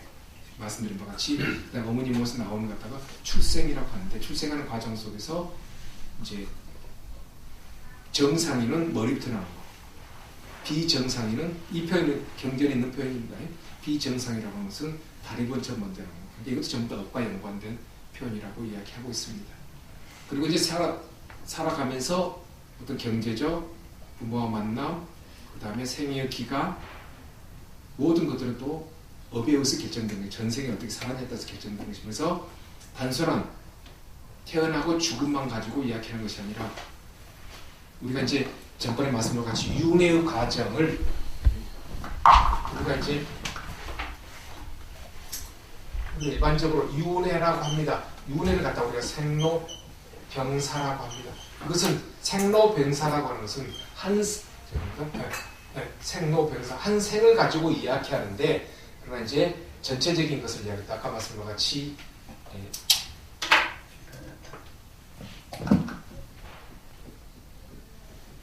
생류, 태어남, 그 다음에 번류, 생의 기간, 그 다음에 죽을 사자, 사유, 그 다음에 가운데 중자, 중유라고 이야기합니다. 그래서 이걸 갖다가 4개의 존재가 있다라고 해서 사유라고 이야기합니다. 아까도 말씀한 같이 어머니, 아버지의 정자와 남자가 만나서 어머니 몸속의 자궁에 착상될 때 라고 하는 것을 태어남이라고 이야기하고 있고 태어나서 이제 생의 기간을 갖다가 번유 그 다음에 죽음의 순간을 사유 그 다음에 죽어서 태어남의 기간을 가운데 중자 써가지고 중유라고 합니다. 이걸 갖다가 이제 아시는 바와 같이 우리가 중음신이라고도 합니다. 몸뚱아리를 갖추고 있다. 그런데 유자를 예전에 말씀드린 있을 유라고 하는 것은 존재를 의미하고 있습니다. 존재. 이 존재를 만드는 것은 4가지 윤회의 기간 중에 이 존재를 만드는 건 누가 만드느냐? 아시는 바와 같이 업이 만든다라고 하십니다. 태어나게 되는 계기, 업에 의해서 살아가는 생의 기간, 업에 의해서 살아가는 것이고 그 다음에 죽음의 순간, 내가 만든 죽음의 순간을 만듭니다. 그 다음에 허공의 멈때도 업이 만듭니다. 근데 이것을 단순하게 전개 과정 속에서 윤회 과정 속에서 있다라고 이것만 믿고 있으면 그 사람은 숙명론자가 되어버립니다. 숙명론자가 되어버립니다. 그러나 수행을 하면은 이와 같은 것이 변화가 있게 됩니다. 그러니까 딱 업이라고 하는 정의지 않습니다. 내가 업을 바꿀 수가 있습니다. 업이라고 하는 것은 생멸할 수가 있습니다. 이루어지지만은 그러나 수행을 통해 가지고 업을 없앨 수가 있어요. 근데 이 업이 생멸의 원리를 갖추고 있는데 수행을 해야 되는데 수행을 하고 계속 그냥 이것만 머릿속에 입력해 두면은 그 사람은 요렇게 이야기합니다. 업은 숙명적이야, 운명적이야 라고 해버립니다. 그러니까 이 사람은 수행을 안 한 사람입니다. 수행을 안 하면 이야기를 해요. 그러나 불교에서는 업은 뭐 하느냐? 생멸한다 라고 합니다. 수행을 하면은 소멸한다 라고 하는 것입니다. 그래서 여기 보신 바와 같이 이제 모든 중생 각각 생사하는 모습을 알아버립니다. 그래서 여기서 이제 원리를 제가 말씀드렸습니다만 이 오고 감을 만드는 것, 그것은 이제 업이라고 여기서 이야기하고 있지만 순간순간 행위 속에서 인과 연 속에서 업이 만들어지니까 내가 어떻게 사느냐에 따라서 이제 이와 같은 것이 전부 다 이제 지혜의 모습으로 바뀐다라고 하는 것입니다. 그 다음 10번째입니다. 모든 번뇌가 다한 것을 여실히 아는 힘이 되겠습니다. 번뇌가 다한 것을 아닙니다. 그러니까 여기서 다 끝났다라고 하는 것이 아니라 아까도 말씀한 같이 번뇌가 어떻게 만들어지는가 그 원리와 현상을 알게 되면 번뇌를 만들지 않고 그렇게 되면 언젠가는 이제 번뇌가 없어진다. 그래서 이제 깨달음을 얻게 되면 이와 같은 것은 당연히 얻어지는 것들입니다. 그러나 이제 우리가 어떤 교학적으로 이와 같은 것이 이루어집니다. 라고 하는 것을 이제 대반야경이라고 하고 있습니다만은 이거 다 줄여가지고 대반야경이라고 이야기하고 있습니다. 대승문헌이고 여기서 무엇을 가르치고 있느냐? 공사상입니다. 공사상을 이제 표현하고 있는 것입니다. 자, 그 밑에 있겠습니다. 한편 부처님은 32가지의 특별한 모습이 여러분 다 아시죠? 금강에서 너무 많이 나오는 이야기죠. 30 이상을 가지고 있다. 그러니까 수행을 하게 되면 서서히 변화되는 내용들이 이제 육체적, 정신적인 변화가 32가지로 표현되고 있습니다. 예를 들면 정수리 부분이 솟아오른 육계, 그래서 이제 고기 육자, 상투 개자입니다. 그래서 이제 상투 튼 것 같이 이게 좀 올라옵니다. 그래서 여러분들께서 아시는 바와 같이 여기서는 이제 지장고사를 그렇지 않습니다만 부처님의 얼굴이 있으면 살짝 이렇게 올라와 있죠. 이것이 바로 이제 육계, 고기 육자, 상투 튼 같이 됐다는 것입니다. 그래서 부처님의 모습 보면은 이제 인도분이야 곱슬머리로 되어 있습니다. 곱슬머리로 되어 있습니다만 이것도 이렇게 곱슬 해가지고 위에 나타났으니까 수행을 하게 되면은 이제 조금 뾰족하게 나오게 되고 그 다음에 이제 미간 사이에 여기 이제 백호가 이루어집니다. 그런데 이제 예전에 제가 독일에서 공부할 때 스위스의 한 수행자가 불교를 수행하신 분이 이제 텔레비전 나와서 이렇게 불교를 이야기하면서 이제 그분도 이제 머리를 깎고 삭발을 했어요. 삭발했는데 진짜 이렇게 뾰족하게 나와 있더라고요. 근데 그분은 내 머리가 이렇게 나와 있습니다라고 이야기는 안 하시지만은 수행 많이 하시니까 이렇게 이제 스님이 아니지만은 수행 많이 하니까 이렇게 뾰족 나와 있지요. 혹시 이제 집에 가서 이렇게 만져보세요. 뾰족 나왔는가? 나 뼈 좀 나왔어라고 하면 그것은 상이 있는 것이니까 안 좋은 겁니다.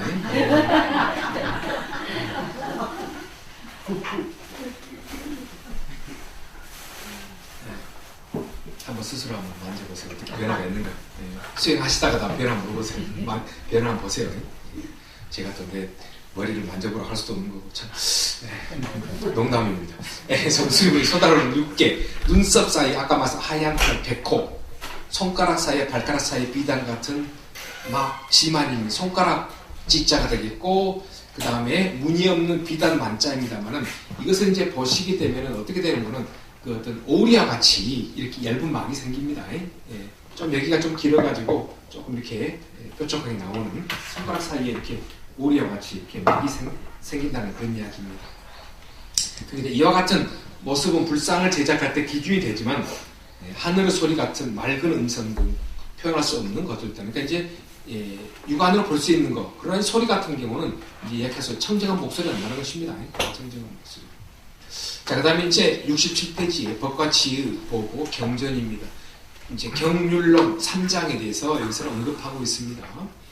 제가 이제 첫 시간에 여러분들께 경률론 3장에 대해서 언급을 했습니다만 관련된 내용이 되겠습니다. 아까 이제 그 법등명, 자등명 하면서도 이제 법에 의지하라고 하는 표현이 나와 있습니다. 읽겠습니다. 부처님의 가르침을 부처님 법이라 하여 불법이라고 한다.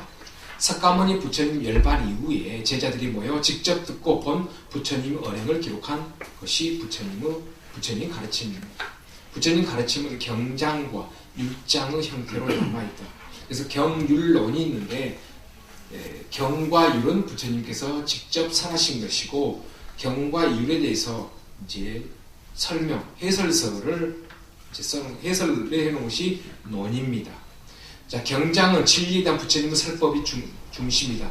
스토리텔링 형식과 제자들과 주고하는 문답 형식으로 구성되어 있다.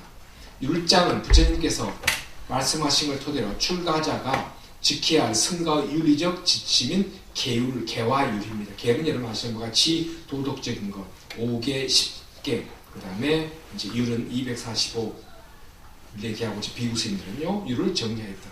훗날 이런 부처님의 가르침에 대해서 뛰어난 제자들이 해설한 것이 논장입니다. 여러분께서 이제 그 해인사 가보셨죠? 해인사는 대적광전이라고 하죠. 대웅전을 갖다가 대적광전. 그래서 대적광전 바로 뒤에 가시다 보면은 이제 대적광전이 있으면은 그 뒤에 계단으로 돼 있죠. 돌계단으로 돼 있죠. 여기 보시면 뭐라고 되는 거는 수다라장이라고 돼 있습니다.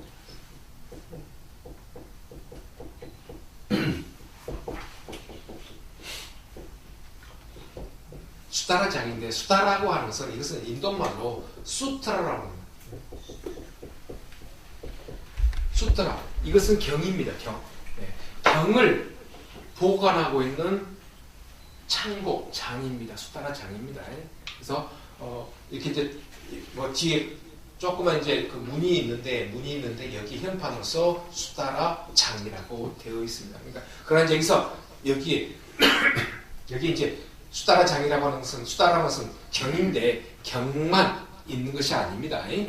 경, 율론, 삼장이 다 있는데 이제 부처님 말씀이 더 부처님 말씀을 하고 있는 것이 이제 경이기 때문에 표현을 갖다가 이제 수다라 장이라고 표현을 하고 있습니다. 율장을 부처님께서 하시고 그 다음에 훗날 이런 부처님의 가르침에 대해서 뛰어난 제자들이 세상에서 논장이다. 논장은 경구를 하나하나 설명하는 형식, 그 전체 의미를 제서술하는 형식, 이기도들이 삿된 견해를 논파하는 형식 등으로 구성된다. 그러니까 이제 외도들이 불교 위에 사상가들 여러 가지 불교에 대해서 이야기합니다. 거기에 대해서 이제 비판적으로 이야기하고 있는 것들이 이제 있습니다. 경장과 율장, 부처님께 직접 하신 말씀의 주 내용인데요. 이를 불법이라고 한다. 그래서 이제 전체적으로 이제 경률론 3장이라고 하는데 이렇게 해서 혹시 우리가 이제 이야기할 때 그 경률론이라고 해가지고 이거 3장이라고 이야기합니다. 3장이라고 이야기합니다. 그런데 우리가 이제 그 어떤 불교의 책을 보면은 경전도 있고 경전도 있고 율을 갖다가 우리가 율장이라고 이야기합니다. 율장 또는 율전 또는 율장이라고도 이야기합니다. 율전 또는 율전. 그 다음에 논설을 논전이라고 이야기합니다. 논전이라고 해요. 그래서 이것은 이제 논전이라고 하는데 그 다음에 이제 중국이라든가 티베트에서 스님들이 쓰신 주석서가 있습니다. 근데 어떤 분들은 이거 갖다가 이제 뭐 한문으로 돼 있고 그렇기 때문에 중국에서 번역해 한문으로 돼 있으니까 전부 다 경전이라고 하는데 그냥 이걸 갖다가 한마디로 말해서 여러분께서 불전이라고 하면 됩니다. 불전. 네. 그러니까 여러분께서 뭐 책의 명을 잘 모르잖아요. 경전인지 이제 율전인지 논전인지 모르잖아요. 그러니까 그냥 불전이라고 하면 됩니다. 그러면 이제 뭐 대충 맞는 표현입니다. 율장을 갖다가 이제 불전이라고 하면 안 되지요. 이제 경전이라고 하면 되죠. 그러니까 이제 그런 표현에서 이야기하고 있습니다. 둘째 줄입니다.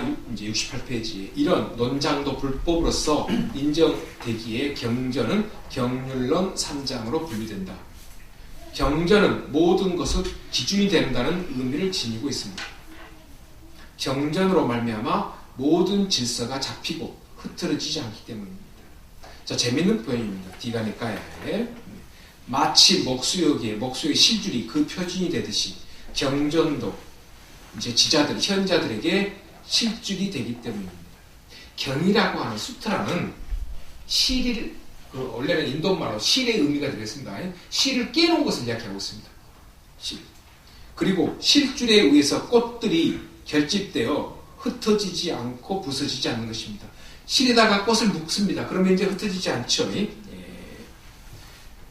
그래서 재밌는 건 여기는 우리 책에는 안 나왔습니다만은 경이라고 하는 것을 갖다가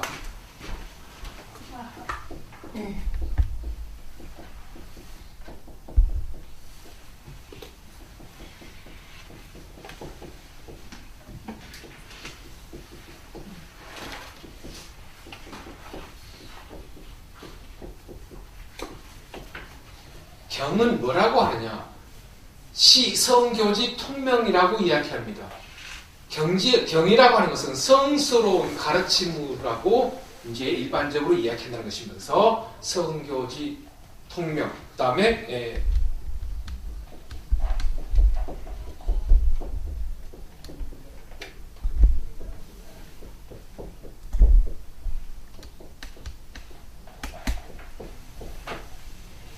불어지 리호라고 합니다.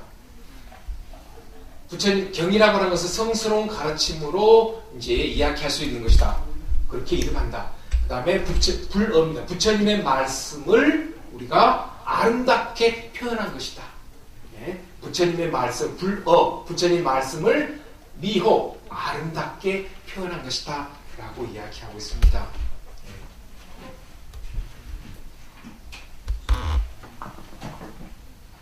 여기서 이제 기준이 된다. 수행을 하려고 하는 사람들에게 기준을 만들어준 것이다. 라는 것입니다. 자, 68편 중간입니다. 불교에서 경전이나 부처님의 가르침을 담은 책을 말한다. 그래서 이제 불전, 경전, 부처님의 가르침의 삶의 기준이 되며 진리다. 그 가르침에 의거해 우리는 올바른 길을 갈 수 있고 고통을 벗어나 평안하고 안락한 세계. 고통을 벗어나 무엇입니까? 해탈을 이야기한다고 그랬죠. 해탈은 고통에서 벗어나는 것. 열반은 불이 꺼져 있는 상태. 그래서 고통을 벗어나 평안하고 안락한 편안한 세계를 이제 갖게 되고 열반에 이를 수 있다. 모든 경전을 둘이 있고 애우고 익히되 그 뜻을 깊이 이해하고 그 법을 순종하여 거기 따르라고 하는 것입니다. 마침내 어기거나 빠뜨림이 없으면 그는 그 인연으로 부처님의 경전을 둘이 있고 애우고 하는 그런 인연으로 말미암아 열반에 이르게 될 것이다. 왜냐하면 그런 바른 법을 자기 것으로 삼았기 때문에.